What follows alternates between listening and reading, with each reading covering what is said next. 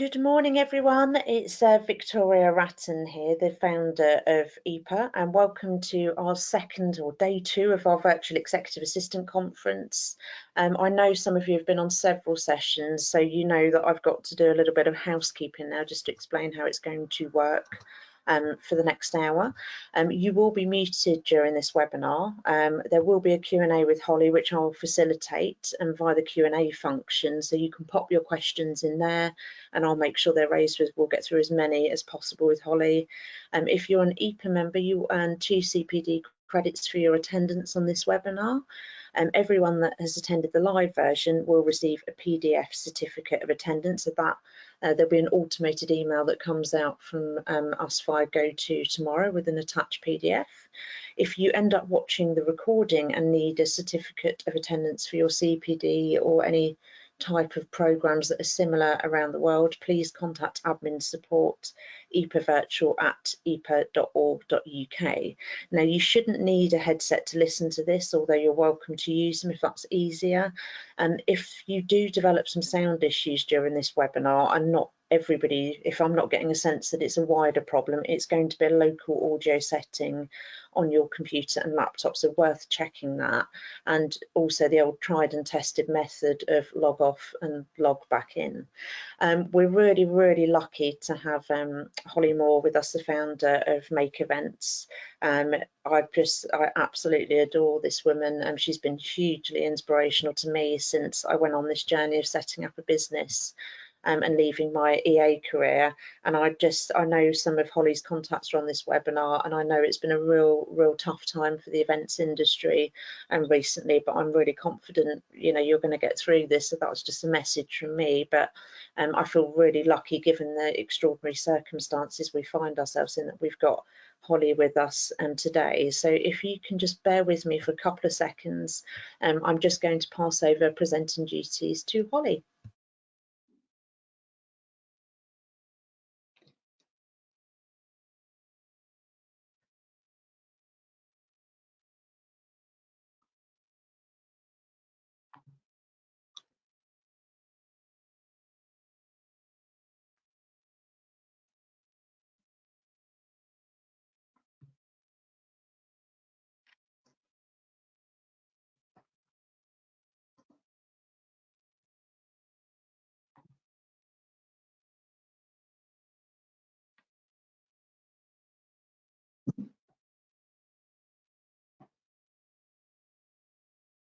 Holly, just to confirm, we can see your slides. Okay, can you see me? I've just sent you the webcam request, so hopefully we can see your lovely face in a mere moment. I don't know. Okay, morning everyone. Yeah. Holly, just to confirm, we can see your lovely face and we can see your slides. Right, okay, morning everybody, virtually. This is really a little bit weird for me because I'm very much a face-to-face person. So bear with me. Also not that technical. I think I've been a bit of a problem panelist for Vic to deal with.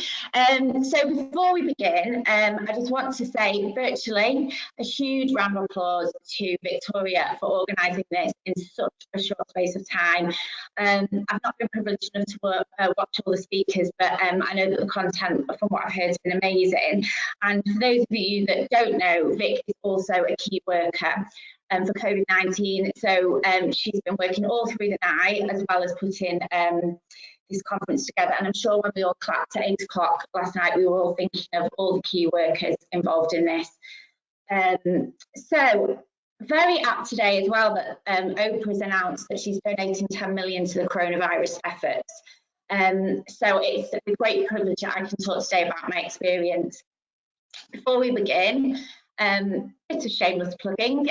Here's all our social media channels. If you want to take a quick screen grab of those, it would be amazing for you to comment and tweet the way through and follow our channels. Obviously, we need all the help we can get at the moment in these challenging times. And we've done the hashtag Oprah 2020 for you to follow. So just a little bit of housekeeping myself before I begin. I'm going to be reading off notes, which are here at the side, because I have only had 24 hours to put this together and I didn't want to forget anything. So forgive me if I don't have the most amazing screen eye contact. When I originally went to Oprah and decided I was going to write content about what I discovered out there, obviously COVID-19 is now very much part of that story. I do use a little bit of humour. I know everybody's quite sensitive, myself included at the moment. So everything that I say isn't meant to offend in any way. I'm hoping to be positive throughout, but I know that we're in very sensitive times and situations at the moment. I'm sure the last 2 days has been quite emotional for many of the speakers. You'll see through the presentation that my passion is live events. Not only do I love designing and producing them, I attend them, I speak at them, and normally I would be delivering this message on a stage. But sadly, that won't be for a little while. So the reason I chose this topic to speak about, 5 weeks ago, I was living my best life in LA, going to see Oprah Winfrey live at an event. I always say to my friends that things can change in a minute. We worry about something one day that in a few weeks seems insignificant. So although my talk today is about Oprah, it's also about how what we're all going through at the moment is already changing our lives. If any of us come out the same person out of this time we've been gifted, then it will have been wasted. Don't get me wrong, I am finding this super tough. I've got businesses in one of the most challenged industries. I'm also self-isolating on my own. But I hope that by sharing my story today, I can offer you all a little bit of time to reflect and a little bit of inspiration during this really difficult time. So I'll begin. I'm just going to have a sip of water. So my name is Holly Moore. I'm 43 and I've built 5 businesses from scratch since 2012. I've spent a lot of time on personal development, understanding emotions and how to deal with them. And this is because at one time I was living my worst life. I was in the throes of severe OCD and there didn't actually seem to be a solution. But I came through it with CBT, exposure therapy and group therapy and mindfulness, where I learned it was entirely possible to rewire my brain. When I got well, I was ill for 5 years. It was like the blinkers had come off and I truly began to live what I would call my best life. And because I had, I think, essentially rewired my brain through therapy from an illness that I was told wasn't recoverable from, I started to believe that anything was possible. If I could get rid of an invisible illness, what else would I be able to do? So since then, at the age of 35, this is 8 years ago, I've built companies from scratch. So far, fingers crossed, with no debt, no overdrafts, no credit cards. The business was started with probably that, traditional story of like £50 in the bank. So I'll probably help you to see a little bit of my timeline up to 8 years ago. So was never, didn't really enjoy school, really don't enjoy learning in the traditional sense. And then, so I kind of remember Oprah Winfrey as when I used to come home from school and watch it with my mum, who's watching. That's probably what's making me nervous. And I used to watch Oprah Winfrey and I thought she was amazing. And then as time went on, my mum took me to like a goal setting event at the local library and I absolutely loved it. And I thought, oh my God, this is the best thing ever. Like they get you to imagine your best life and like what could be more exciting than imagining and writing down about that. And I just absolutely loved it. So I've always been a grafter and had my first little business when I was 11. So really probably quite goal orientated and quite a positive person. So as I started to listen to Oprah, she talks a lot about feeling your own truth and taking time to listen to the truth of your life speaking to you. And I think at the moment when we've got time and maybe a bit of time to reflect, this is really quite an interesting topic. So as I go through the presentations, I've got a little bit of video. I'm hoping Vic will let me know if there's any problems with sound, but I'll just go on to the first one.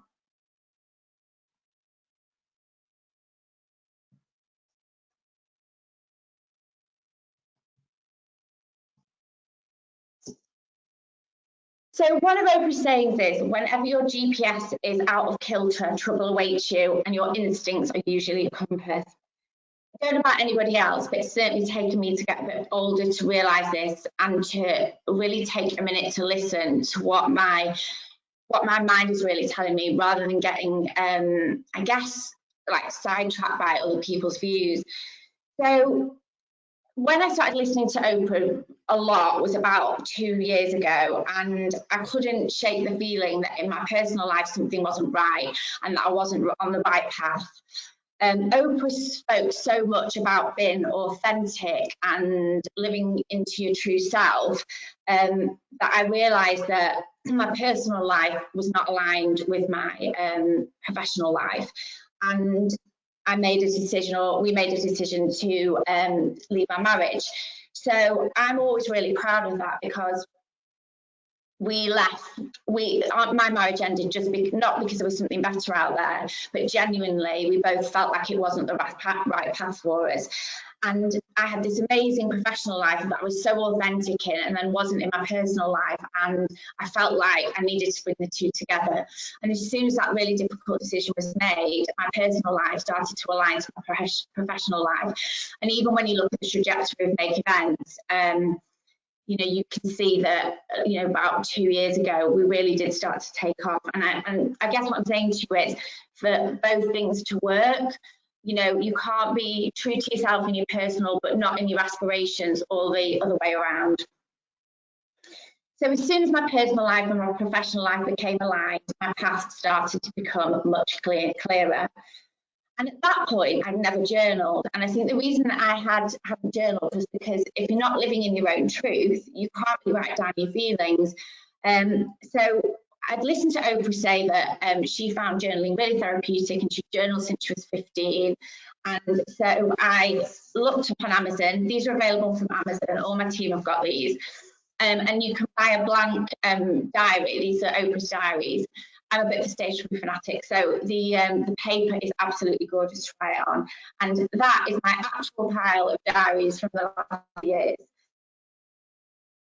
Yeah, so I started journaling, and what I found amazing about it, if you don't do it, and now would actually be a perfect time for you all to start, is you go, how I said before, like things can change in a minute. I would find, obviously, coming out of divorce, and mine was an easy divorce, like in the sense of like no children, no affairs, but it's still massively traumatic because you're completely changing your life. So you go through all these different emotions you potentially not experienced before. If you document them, then when the next challenge comes ahead, you can read on the challenge that, I would be dealing with something 6 weeks ago, which seemed like the worst thing in the world. And then, something else would come up, and I'd look back and think, oh my gosh, I got through that so quickly, I can definitely get through this. So I think by diarying and documenting your challenges, it makes you more and more resilient. So yes, so I'm on my own, starting again, journaling away, and I decided that what I would do to help my recovery is spend a lot of time on my own. So all my friends were like, oh my God, Holly, you shouldn't be on your own at this time. And I was like, I can't expect all of a sudden need to be on my own to click my fingers and my friends can be out all the time because they've got families. So I need to be on my own. So I did things like go to Tony Robbins, go to loads of events, and just spend loads of time on my own. And I actually didn't even drink for 5 months. But it's really weird now, looking back when I was writing this, doing that and spending all this time on my own actually has meant that self-isolation on my own doesn't seem that scary. I mean, I'm not saying it's the best, but I know I can definitely deal with it. So pre-35, I think I'd very much lived in my comfort zone. It's really weird. I don't know. There will be people listening that suffer from mental health, but I struggled ever being away from home, as in I was very confident on the outside, but things like travel and things like that made me feel a bit odd, and I couldn't even pinpoint why. But then when I look back, I had a strain of OCD all through my life. I just need to be very clear. My OCD has nothing to do with cleaning or hygiene, and I massively feel for anybody that's got that type of OCD at the moment. It would be horrendous. OCD is one of the most misrepresented mental health issues, and all I can tell you is it was dark, it was terrifying, it was alienating, and basically pretty horrendous for 5 years, but it transformed me. as much as it was one of those most painful experiences to go through, I genuinely don't think I would be as determined and positive as I am now.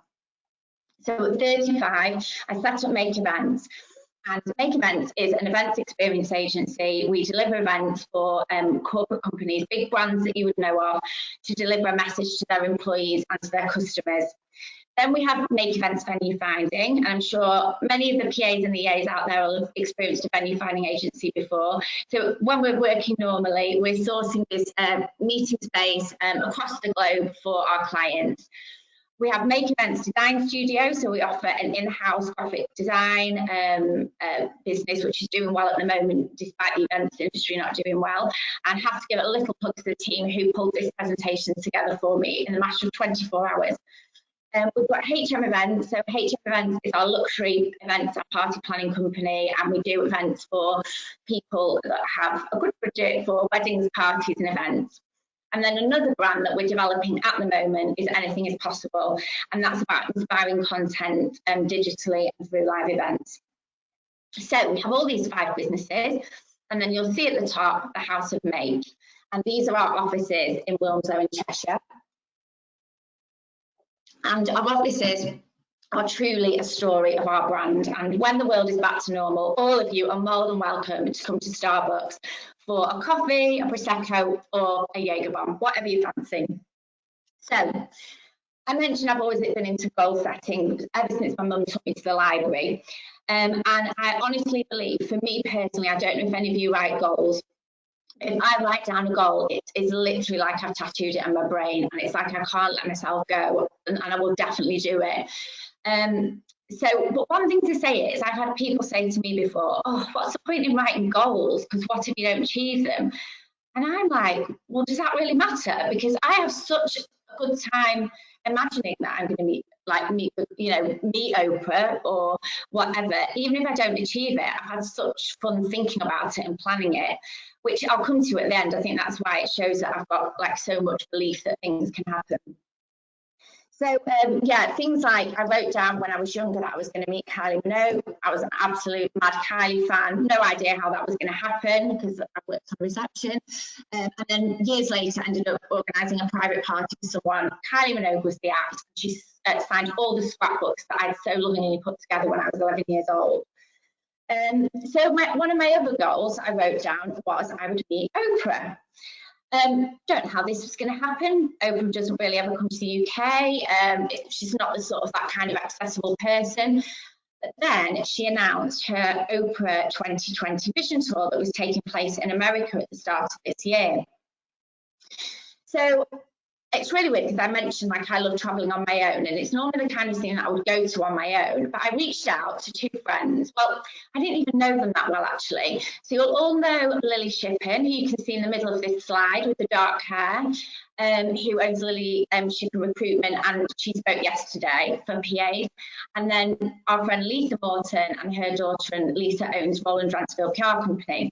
And something inside me made me reach out to them and see if they would come. And they both said yes. And it just seems something really amazing about 4 women across 5 generations travelling together. So talk about goal setting. Now this comes to real extravagance, and these are the kind of things I'm not comfortable talking about. But as you can see, the girls I went on holiday with are quite tall, and I'm not. Little thing. Yeah, I was quite small compared to them. So they said to me, Holly, would you think about travelling business class? Because it is a long flight. And it felt a bit uncomfortable to me because I felt, oh, it's extravagant. Oh, what shall I do? But I had written it down as a goal many years ago. So I think because I'd written it as a goal and it was tattooed on my brain, I thought, you know what, it gives me the opportunity to tick it off. So off we went, business class to LA, and as you can see, these pictures are of the roller coaster at Santa Monica Beach. And the irony is, I remember the girl saying to me, come on, Hall, let's go on the roller coaster. And I was like, oh, I'm not going on roller coasters. I hate roller coasters. Little did I know that some 3 weeks later, I'd be riding one of the biggest roller coasters of my life. I thought that my learnings from this trip would be from Oprah. But in fact, the learnings have come in so many different ways that I will come to talk to you about. I think this trip was meant to happen for me so that I had Lily and Lisa as a big support network to me through this time. And it was meant to make me realise my purpose in a lot more ways than I could imagine. So I filled in my diary on the 24th of February and I wrote, oh my God, I'm on business class sipping pink champagne in my Alexander McQueen's. Fast forward to the entry on the 18th of March 2020. The world is a different place to the last time I wrote, and this week will go down in history as COVID-19 sweeps the world. So now what you're looking forward to hearing is about what I actually learned from Oprah. So Oprah believes the reason that she is here is as a teacher, and she believes that that's what her shows were for. She believes that she's meant to make people realise their purpose on earth and their consciousness.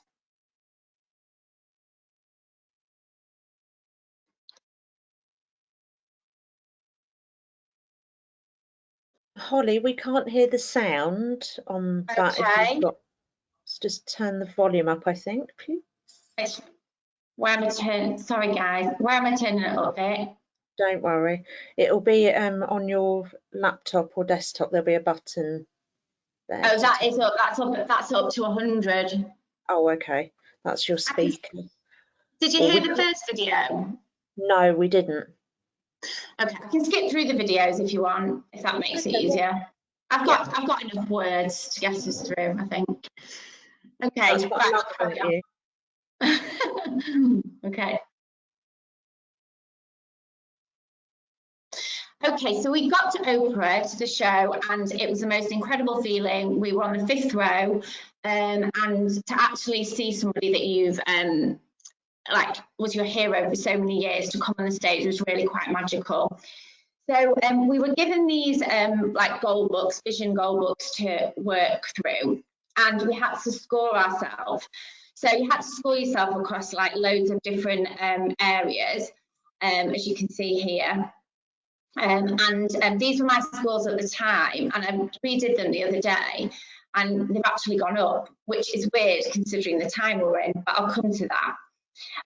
One thing that did make me laugh was this was one of the questions to do with your emotions. I avoid isolating myself, which I did at the time, but now I'm sat on my own in the house in week 2. But anyway, so there's another thing that we do at Make Events as well, and we're going to make these all downloadable for you. You might have done the Wheel of Life before, but as I mentioned, I set goals, but the best place to start is to start with all the different areas of your life and score them, which was essentially what Oprah did. And it's weird actually, these downloads that we're going to send you the link to, one of the quotes on the bottom is, in 3 months time you will thank yourself. Now we all know at what kind of time at the moment we're probably looking at lockdown, so this might be a really perfect time for you all to start this. I do have a bit more time than usual, so it would be great to get people doing this while they're off work. So yeah, Wheel of Life, so you score the different areas of your life, and then you work up your goals from that. Now, I thought what would be really good to share with you is the key points of a whole day seminar that I brought out, and hopefully you can have these slides and see what you take from this. So Oprah talks about doing what you want to do. And again, this is quite ironic. She talks about JOMO, the joy of missing out, which obviously everyone's familiar with FOMO, but this is about being actually fine with everybody going out on Saturday and you not being there and doing what you want to do. She loves being at home reading. She loves the quiet. And a really nice sort of look at rest. You deserve rest, and you should see rest as a source of power. And I just thought that this slide is probably quite apt for now, and it's quite a nice one probably to just print and put up and just remind ourselves of the positives in this experience. She also talked, which was ironic, about having it all but not at the same time. And this is actually a subject that I talk about. There's a panel that I put together on this subject. And she talked about age. Now, you know, we know that there is a generation at the moment that want everything straight away, the promotions, the pay rise, move through everything really, really fast paced. And somebody said to me once, what they've always liked about my story is I didn't actually really start to kick in until I was 35, whereas a lot of people just want everything now. So she kind of said about the 20s isn't necessarily about finding your passion, but it's like learning your craft, and that's what I've always believed. Like I feel I work really, really hard. From the age of like 18 to 35 until I had my own business. The 30s, you do start to settle and connect, and I think that's what happened to me. The 40s, you start to set boundaries and it all starts to get a lot better, and I would definitely agree with that. And then the 50s, you start to do what you're meant to do. And it was just a really nice spin to put on a very kind of like age negative society. And then she interviewed JLo, who looked insane, and she didn't even look done. She looked really natural, and she was a really nice person. And for those of you that know JLo, like, it's almost like she's having a renaissance. She's just been 50, so some of the stuff she said was amazing. She said she wants to change what people view as 50. She decided at 50 she wasn't going to hold back. She was going to do better and work harder. She said age meant nothing to her, and that she's still growing. It's not over. What's the rush? And it was just, she was so inspirational. You can find her interview on YouTube. If you search Oprah Winfrey 2020 Vision JLo, it's definitely worth a watch. And then this goes back to the goal setting. Oprah talks about dreaming, planting the seed of a dream, dream the dream. And if you really don't believe you get it, you won't. You have to believe that you will. And she believed that God had a bigger dream for her. So we finished the conference and you had to make a contract to yourself. So I did this and I was inspired. I did feel like I needed to find my purpose, but something just wasn't clicking and I didn't know what it was. I was probably a little bit disappointed because I thought I'd finished the conference, like, right, now I know what I need to do. And I didn't. But what LA did for me and the girls, more than anything else, we thought it would just be about Oprah. And actually, it was much more about like finding a friendship and a support group, which has obviously been amazing during this time. So I got back, still felt unfulfilled. I've been going through a really hard time at work, and some of my team are watching today, and I'm sure they won't mind me saying, but I think I've realised more than ever now that I love to lead, but I am not the best people manager, and you have to know your strengths. And before I went to LA, and certainly for a few months before then, I was trying to people manage, I was trying to lead. We didn't quite have the management team right, and it was just a really difficult time. And I was like working, thinking, wow, what am I doing this for? Like, I know I love my company, I know I love my team, but I'm not fulfilled, I'm not happy day to day. So what am I doing this for? Am I doing it all so I can fly business class to LA and have nice trainers? Because like, surely that's not enough, because you've got to be happy day to day. And just something was not clicking, and I just didn't know what it was. And I just felt like my head was like spaghetti. I put on Instagram, literally this was how my head was feeling, was totally overwhelmed, didn't know where to turn, didn't know what to do, just in a reel. And I guess I expected to get back from LA and just click my fingers and everything be fine, and it just wasn't. So you're not going to hear these videos, are you? But I'll try and tell you. So basically, Oprah says about she got an overwhelming feeling when something's not right. She gets an overwhelming feeling that something isn't right and there's something more. Sorry, just go back. And I guess I've alluded to that already. That's how I felt before I came out of my marriage, and I was just starting to get this unsettled feeling that there was more for me, but I didn't know what it was. And then all of a sudden, COVID-19 kicks in that we all underestimated. We were at the airport in LA looking at people in masks going, God, is it that big a deal? Like, and then all of a sudden got back and it all started to click in. And I just think I'll share my my diary, like some of the stuff that so I got back from LA totally confused, and then all of a sudden I had to wake up. So I wrote, the world's a different place again. Last week was one of the most enriching weeks of my life. I felt hugely positive and optimistic, frightened, worried, scared, pessimistic, joyful, happy, loved, very loved indeed. With the news of lockdown and self-isolation pending, each day was D-Day. We focused on one business function per day, and at first the thought of getting rid of people was scary, but not as time goes on, we all understand the necessity.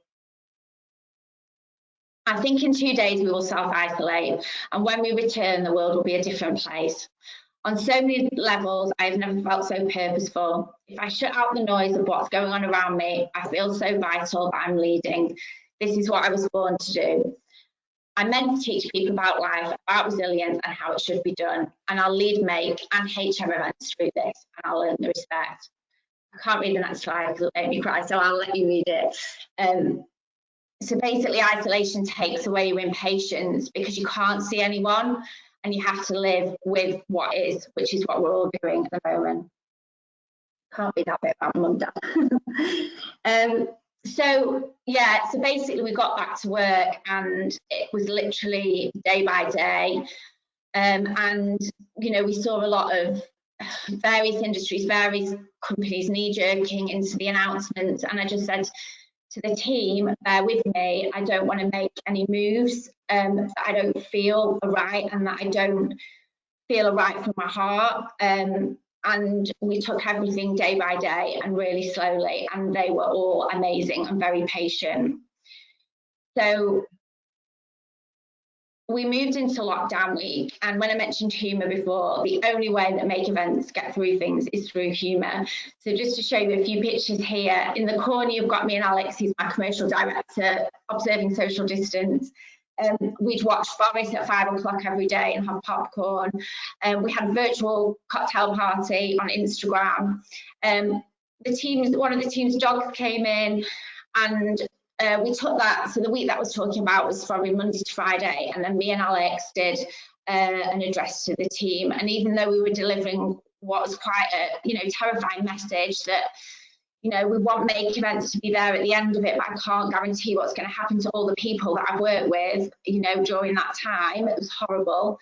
You know, we had to deliver that message, but we still did it with a bit of humour. So we had Boris's Union Jack flag on display.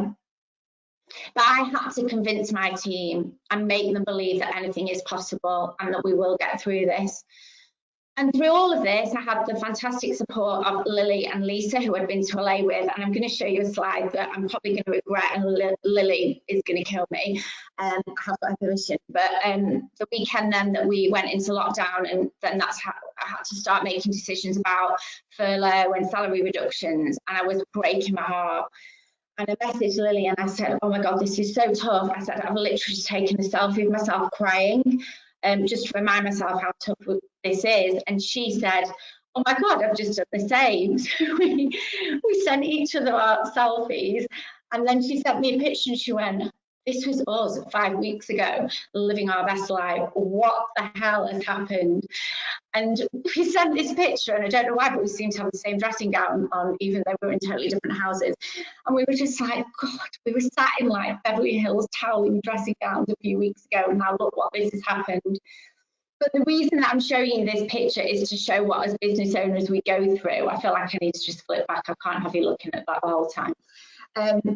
You know, as business leaders, we have to be strong. We have to make tough decisions. But, you know, I certainly do. Like, I genuinely feel it. But that week, I just felt like I was in my lane and I was suddenly doing what I needed to do. I wasn't sat there, you know, going through budget sheets and event plans and all the minute detail, because that is not what I'm good at. And what has happened, going to see Oprah and then going and all this happening in the world has suddenly, for me, clicked in my purpose. Quickly. So your life is always speaking to you, and the question is, will you listen? And that's again goes back to 2 years ago when I decided to change my personal life. And Vic, can you tell me if you can't hear this one? No, we can't hear this one either. Okay, so basically Oprah talked about something at the tour, and that was an actual picture of the tour, about what we're actually afraid of is how good we could be. And I did not get that. How can you be afraid of how good you could be? It just didn't make sense to me. And then it did. And over the last 2 weeks, it did, because I truly believe that I've been in a horrible situation, and it's horrible what's going on. But from a selfish, personal point of view, and again, this isn't meant to offend anyone at all, what's happened has suddenly made me realise what I need to be alive and what I want. And so what I'm going to say now is, what I really want from my life. And I felt guilty about saying this because I've got an events company. We produce the most amazing events for the most fantastic clients. And I've got an amazing team that can do that now. And I don't need to be as involved in the detail. And I love seeing them grow and being able to do that. But I almost feel guilty for saying, do you know what? I've produced some of the most fantastic events, but now I'm ready for the next stage in my career. And I feel guilty about that. And then I feel stupid for saying what I really want, because I'm afraid that people like you would think, who does she think she is? You know, she's too big for her boots. What does she think? But in order for this presentation to mean anything to you and for hopefully it to resonate with you, I feel like I've got to tell you what I have discovered is my purpose. So I want to build brands. I love building brands, and that's why I haven't just ended up with one events company. But I want to empower people to run them. And I finally feel that I can admit that I want the team to be able to run Make events and build HM events and the other businesses. And that's not because I don't care or because I don't want to be involved in everything anymore. But I want that chain, like we're talking about pay it forward a lot at the moment. I want that chain to develop so that all those people have those opportunities. I do want people to know that there is freedom from mental health. When I suffered with OCD and was on all the forums, I was told I would never get rid of that particular type of illness. And I faced so many challenges, and it's a time like now that would trigger it back. And every challenge I've gone through in the last 5 years, it's never come back.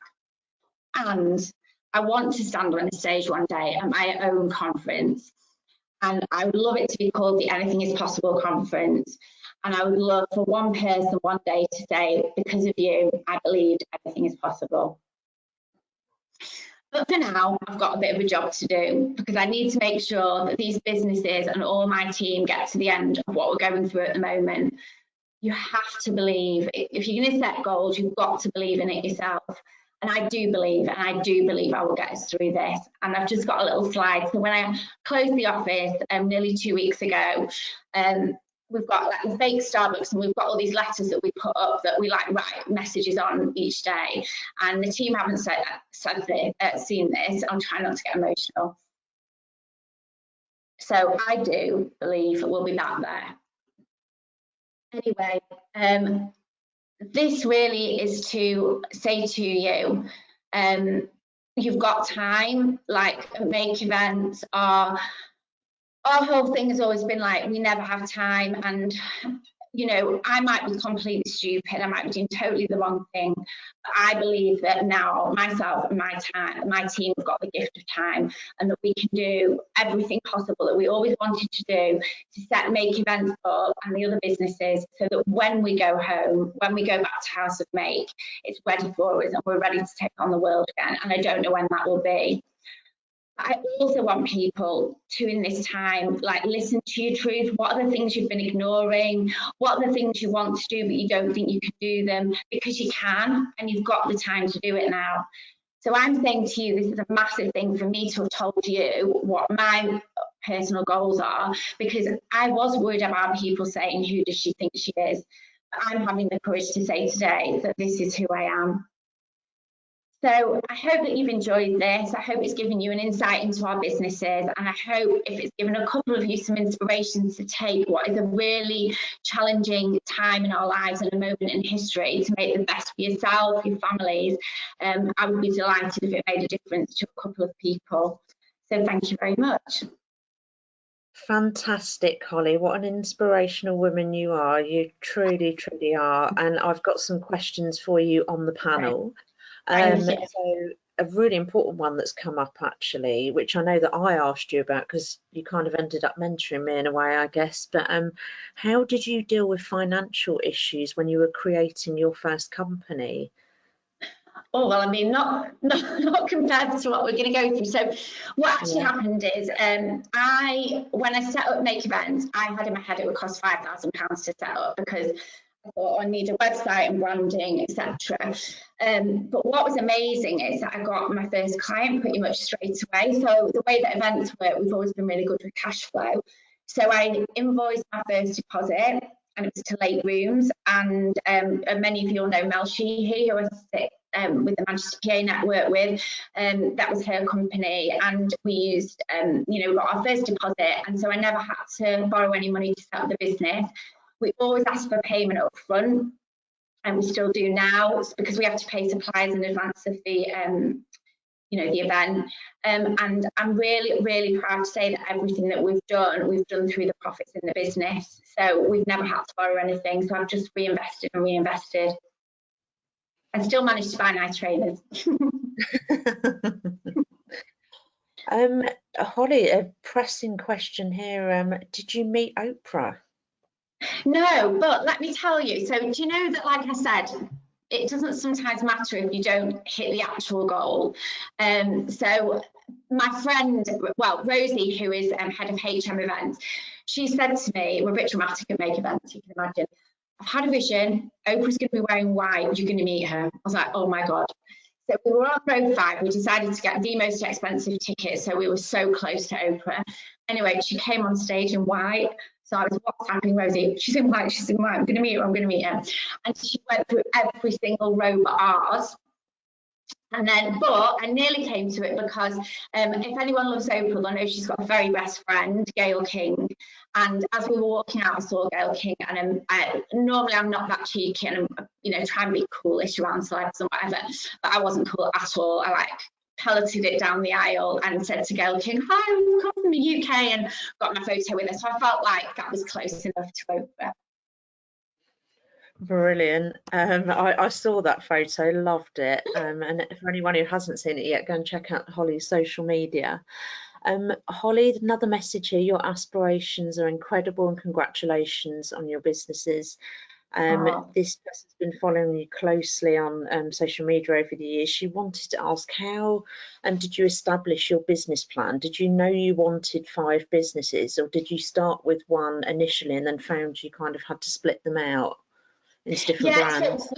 Yeah, that's exactly kind of what happened. So when I started off Make Events, I was doing corporate events and private events, like private parties. And as time went on, we were working with some really nice brands like Kellogg's. We did an event for them in Dubai, but our marketing was confusing. So the jobs through Kellogg's came through personal, business relationships. But if you were a cold client landing on our website, it was confusing because we had some weddings, and then we had a conference for Kellogg's in Dubai, and it was mixed messaging.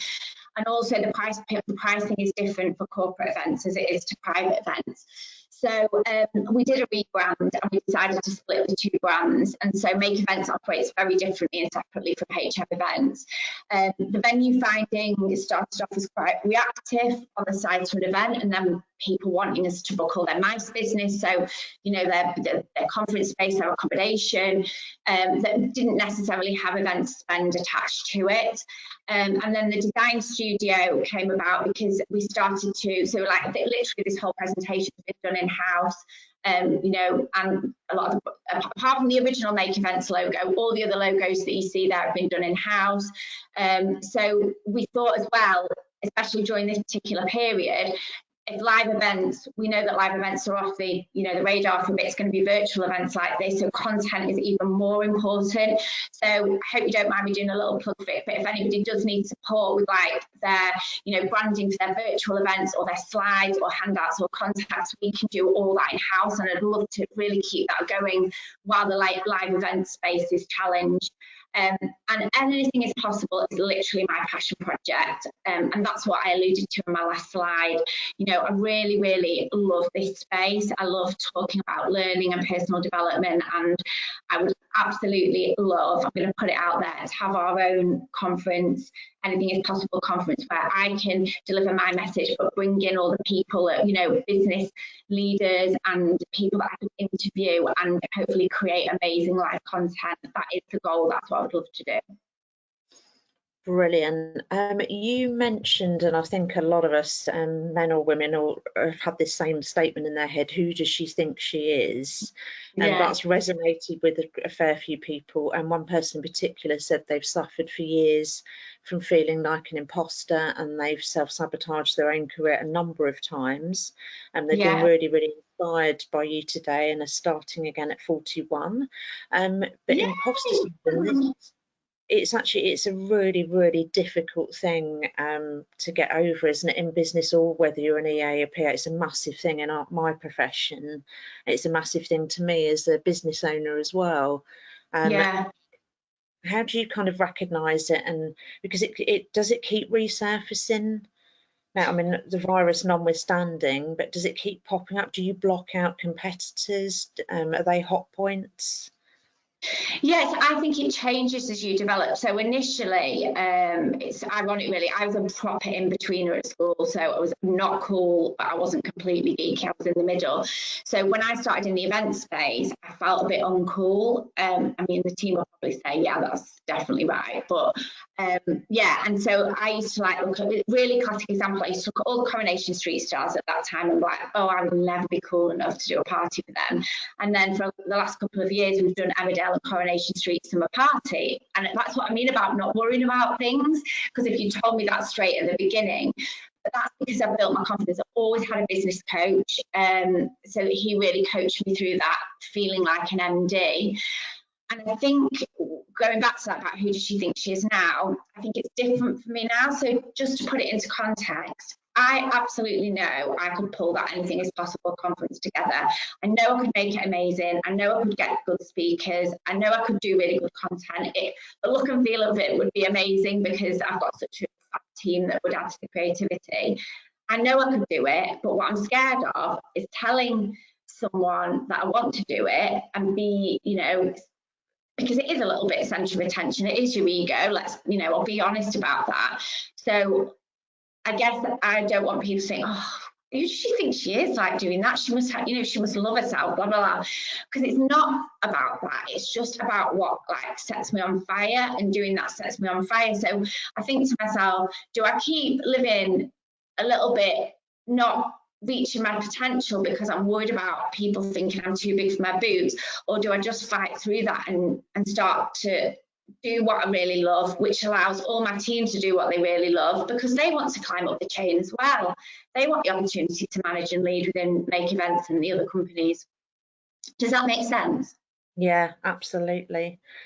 We've had another question on advice on how you prospect for corporate clients, because invariably things will get back to some sort of normality eventually and business will resume. It's a tough challenge. I'm going to be really honest, because I think it is really important to know your own strengths.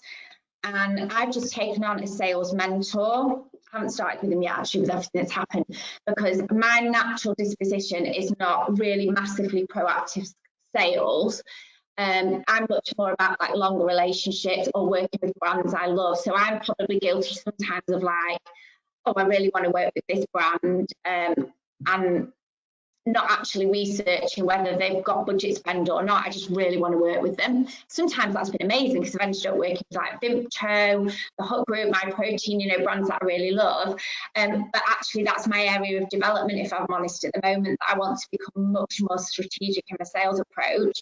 And I don't know if I did mention it before, but for me to do a course or a degree wouldn't work. So I found somebody that is really great at proactive, maybe a little bit more aggressive sales. I don't need to go that far, but you need to find somebody that's like a lot better than you at what they do, and that's what I found. And he's going to start mentoring me after, well, once I've got through this initial period at the moment, but I'll take advantage of this quiet time to do that learning.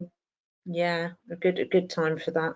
And we've had a great question here. Well, it's two questions in one actually. What was the hardest challenge you've overcome?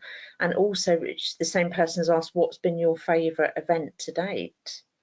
So that's Would you say hardest challenge I've overcome in business, would you say, Vic? Yeah, I think that's what they mean by that. I think liking to be liked is my biggest problem. That is my biggest problem. Yeah, because I think what I'll do is, because Make Events has sometimes been on a bit of a hamster wheel, like we've grown so quick.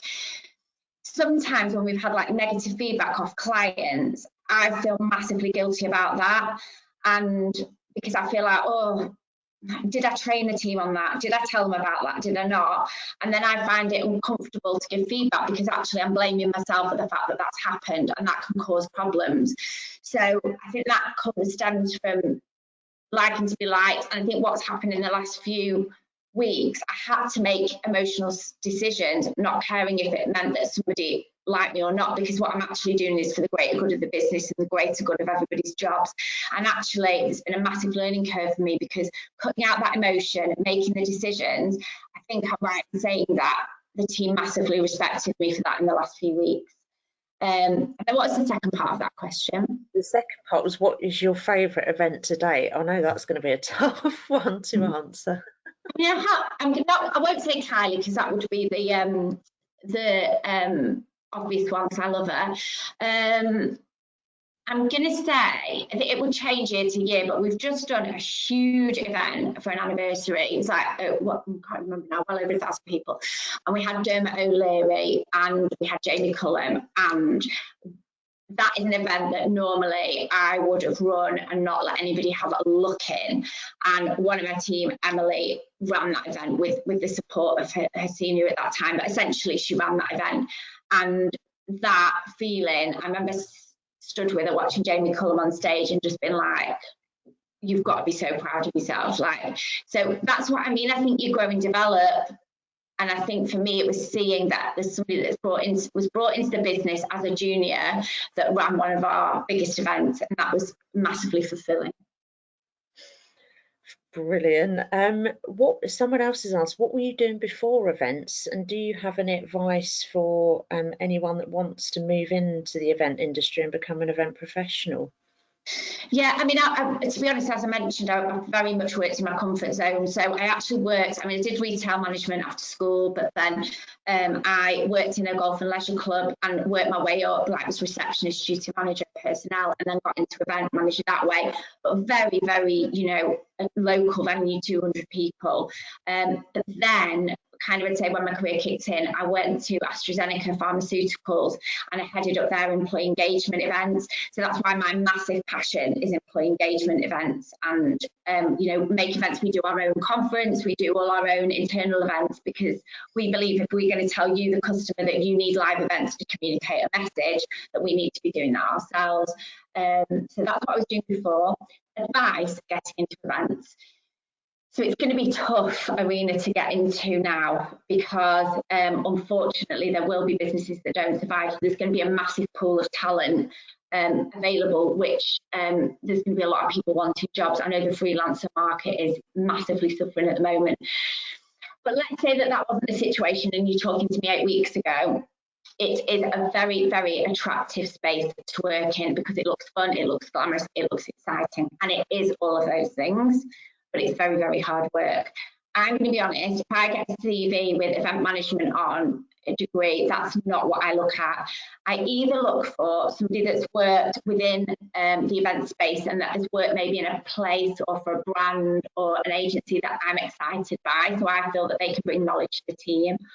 Or someone that comes to me and goes, can I do work experience with you?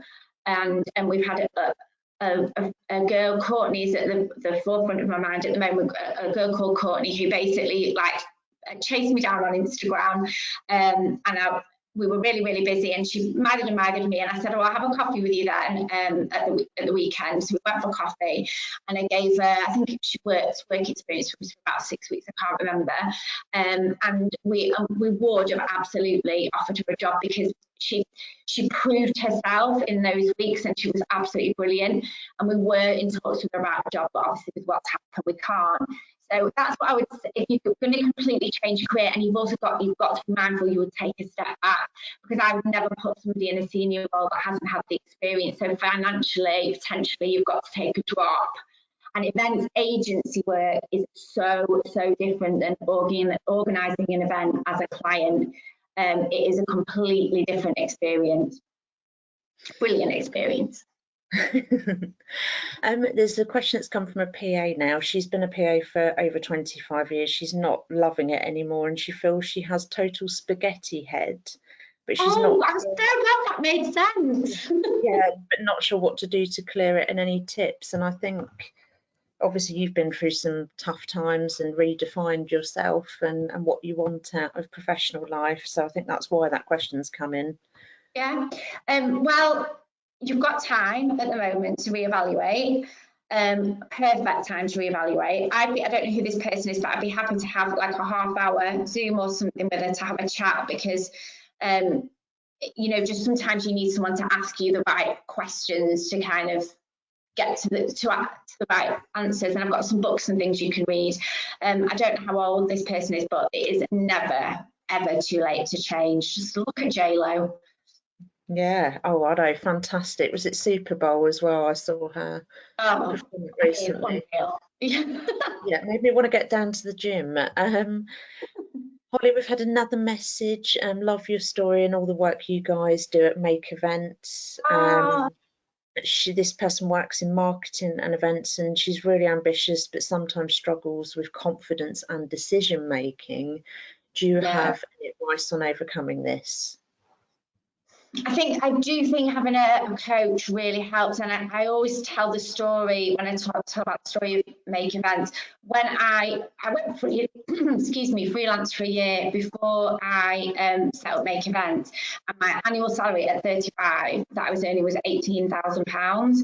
It's not that long ago, and I still invested in a business coach that was £80 an hour, and people are like, oh my God, what you spent your money on that? Yes, because you know, I believe there are specialists. Like, if you want to organise an amazing event, I think you should use an events agency. I'm not necessarily saying us, but we are specialists in what we do. So if you want to build in confidence and in decision making, you need to find someone that specialises in that.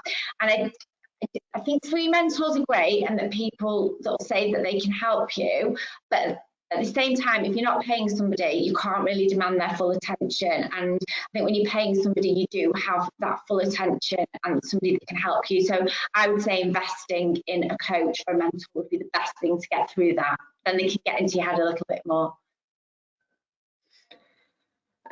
We've had a question, and actually you've just said about mentoring, but are you open to being a mentor to someone who finds you hugely inspirational?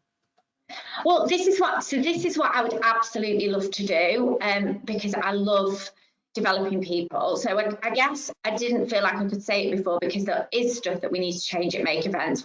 We need to kind of I really want to get like an online training platform at House of Make. I've got so many plans, and me and the team are cracking on with those now in this time. So I don't feel like I can do mentoring until I get to the stage where my team are mentored enough to be able to run everything, because I would be unfair to them. I'm certainly available to have a coffee in the coming months, you know, virtual coffee with this person. I'd love to chat to them. And I guess when I've got the businesses ready to go, when we enter the new world, then with this anything is possible brand, absolutely, that is something we'd absolutely love to do. I mean, I'm not qualified, I'm just qualified in life. But if they felt that I could help them, then yeah, I'd love to look at the option of doing that. Brilliant. We've had another question. What books do you recommend? Well, I've got about 10 at the side of my bed, and I keep opening them and then falling asleep at the moment. But so the first one that I read was, I guess, my first self-help book that I read that I loved was Feel the Fear and Do It Anyway. It's an old one, but I love that. There is one by a woman called Rebecca Campbell. I think it's called Rise, Sister, Rise, which I felt really helpful through my divorce, if anybody's going through anything like that. Tony Robbins' Awaken the Giant Within is absolutely brilliant, and I read that at the start of the journey with Make Events. That's fantastic. Onward by Howard Schultz, which is the story of Starbucks, has hugely inspired the business as opposed to myself. Or the E-Myth, which is all about processes and systems. Sounds boring, but it's brilliant. And I mean, I've got a few. Do you know what we'll do is I'll put my reading list onto the Make Events website. We won't be able to get it up today, but we could get it up next week. Brilliant. Yeah. Brilliant. And we're coming to the last question, but someone's put a comment saying, I've been a client of Holly's on a number of events. She's amazing, inspiring, and we can't wait to see her again soon. Oh, who's that? Can I know or not? Is it anonymous? It's not anonymous, but I'll message you afterwards. Okay. Thank you. Okay, we've got two last questions. take it as a funny touch moment to share with us. Which flower will you see reflecting best your personality and why? Well, it has to be a colour on brand, which you can see on this slide. I don't know, my favourite flower is a peony, and just because it's full and it smells lovely, and I think I've been thinking about that I don't pay enough attention sometimes to the little things that make you happy, and sometimes I think just like a bunch of your favourite flowers, I think we'll start to appreciate these smaller things now as time goes on. Brilliant. Another comment that's come in, you mentioned surrounding yourself with positive people. Have you got any tips on how to get rid of toxic people from your life? Do you know what? I feel bad about saying this, but I have actually, so I'm quite a loyal friend, I would say. I'm a really loyal friend. I don't really fall out with people, really. But I did let go of a really, really long friendship a couple of years ago, and it's not an easy thing to do, and you don't believe that you can do it sometimes. But I think just it's having the confidence. I think that comes back to confidence, confidence in yourself that you don't need that person, and confidence that moving away from the disease to please, and just knowing what makes you feel good. And I think I always say, if something starts to not make me feel good, that's how I would say, this is how I feel now. If a person starts to not make me feel good, that is a sign that they shouldn't be in my life. And I think you can just exit that quite easily. Totally agree. Another question. Someone said they find they want to do too much at once. I know this is an issue in my profession, probably yours as well. How do you find where to start when you've got all this stuff going on in your head, and you've got to do this and this? I mean, I just don't think I'm probably the most qualified person to answer this. But what I did do the other day, my sister told me to do, was she literally said, write everything down that's in your head. So it was like 7 pages. I'm not even joking, from like Weed the Garden, which I've not done for years, but I'm going to have to now. From Weed the Garden to develop a strategic plan for Make Events Friendly Finding. So I wrote it all down in no particular order, and then I got a spreadsheet and I did loads of tabs. So I put it into like personal, diary, sales and marketing, ops, HR, and just started to put it into some kind of order, because isn't it funny that we've got all this time now that we always want, but we actually don't know where to start. So, I mean, yeah, does that help? Brilliant. Well, you wouldn't believe it, Holly, but we've actually come to the end of the hour now. You've answered so many questions. Thank you so much. I'm sure everybody agrees she's such an amazing inspiration, and everybody will be wishing the events industry and Make Events the very best of luck riding through this. Please do. If people can follow the business, I know it would be a huge boost to my team just to get a little bit of support on social at the moment. They've been amazing. Yeah, they definitely have. They are an incredible team, having met most of them. But Holly, thank you so much for your time today and sharing with us so much, and been so inspirational. And I can't wait to see you in person again, and when we're allowed to lockdown. But I'm sure I can speak on behalf of Holly and I that we both wish you the very best of health for yourselves, your friends and families. Yeah. And take care, everybody, and have a great day in your houses or in the garden or whatever you're up to. And we'll see you on social media for the foreseeable future. Take care, everybody. Goodbye.